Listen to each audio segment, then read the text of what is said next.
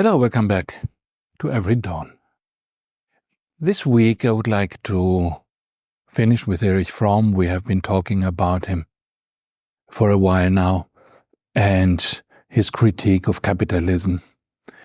He says, let's look with the eye of a doctor at what is going wrong in this society. And one of the things that are going wrong in capitalism is this uniformity that capitalism needs in order to operate. So let us have a look at what Fromm is saying. I will read it to you. Modern capitalism, he says, needs men who cooperate smoothly and in large numbers, who want to consume more, and whose tastes are standardized and can be easily influenced and anticipated.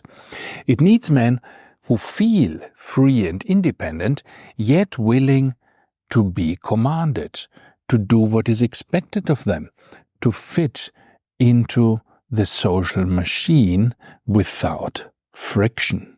This is from a book called The Art of Loving, which is, by the way, a great book that explains Fromm's theory of love also.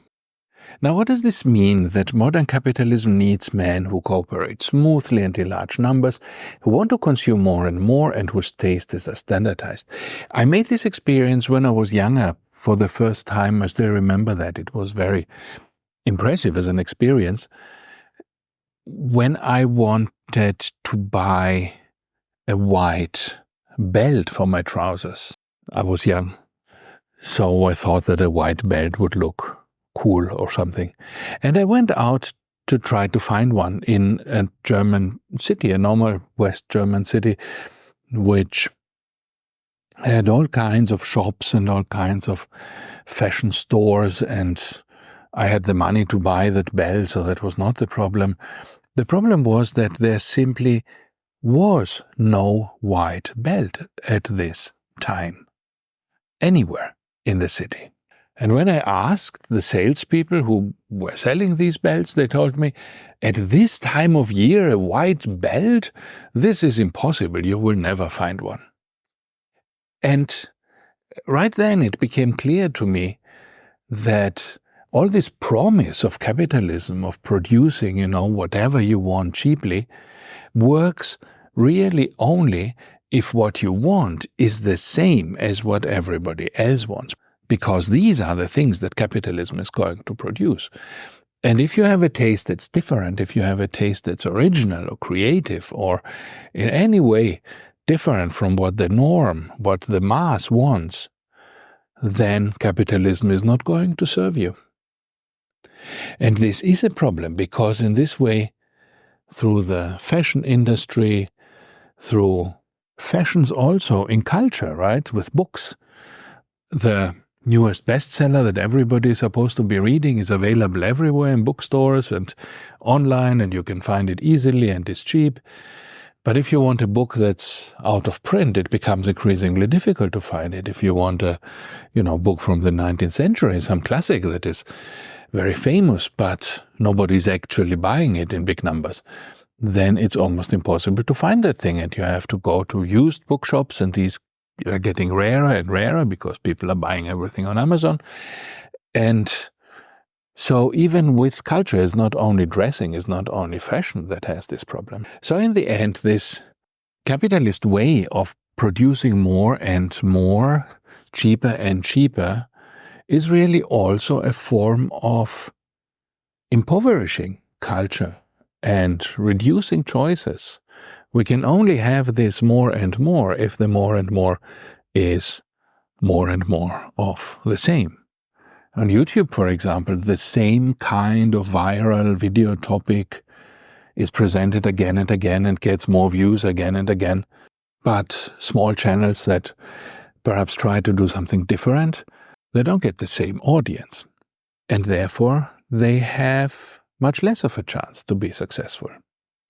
But if these channels are not financially successful, if they don't get enough views, if they don't get enough advertisement shown, then the creators won't get money, and so they will have stopped doing that. So in the end, this means that we are losing culture. We are losing these channels. People cannot afford to produce this content anymore. And therefore, again, culture is becoming more impoverished. The same is true of cinema. When you go to a cinema today and you look at what is playing, these are all the same franchises again and again. These are all the superhero movies. But independent cinema, independent movies are very hard to find. They're very rare nowadays. Or movies that are not part of a franchise. Movies that are perhaps a little more difficult or a little more demanding or a little more culture-oriented. They are being phased out. They are not being produced anymore. So this, if you see it in the big scheme of things, is a big problem, because we are reducing our choices more and more in the name of, freedom of consumption and choice and capitalism. And these were all the buzzwords that carried this capitalist machine in the 20th century. And people thought, this is great, we are free, we can do whatever we want. See the, poor Russians who don't have so many things as we have. But although it is true that we have more freedom and we have more choice, we are also in part deluded about the choice we have. We only have the choice because we also have a uniform taste. And as long as you have the same taste as everyone else, then it's okay. You have choice because your choice will be what everybody else chooses. But if you choose something different, then life becomes more difficult. So what can we make of this for our lives?